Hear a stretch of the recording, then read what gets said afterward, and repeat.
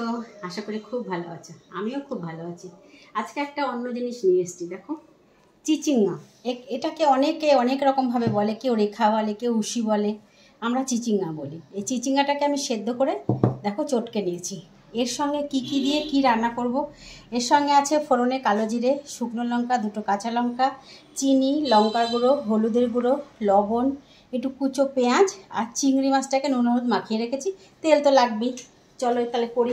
এটা তেতে গেছে, এবার আমি কালো জিরেগুলো দিয়ে দেবো।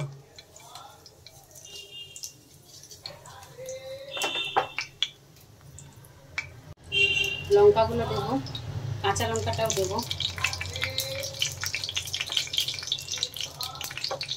এবার দেবো পেঁয়াজ কুচিটা।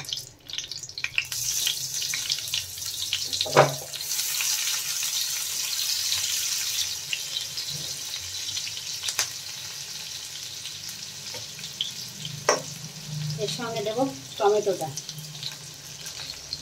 আর দেবো লবণ।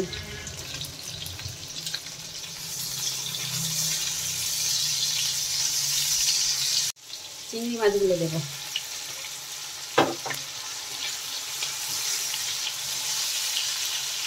চিংড়ি মাছগুলোকে হালকা ভেজে নিয়েছি, খুব বেশি ভাজবো না। দিয়ে এবার চিচিঙ্গাটা দেবো।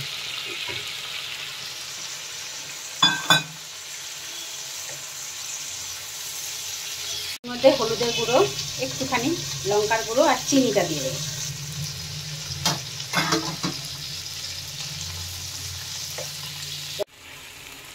এভাবে এগুলো একটু চেপে চেপে দিতে হবে যাতে মাখা মাখা হয়ে যায়, আর একটুখানি শুকাবে।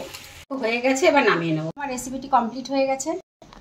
তোমরা এরকম বাড়িতে বানিয়ে খেও, খুব ভালো লাগবে খেতে। গরম গরম ভাতের সঙ্গে একটু লেবু চিপে খাবে, দারুণ লাগবে খেতে। খেয়ে আমাকে কমেন্টে জানাবে কীরকম লাগলো।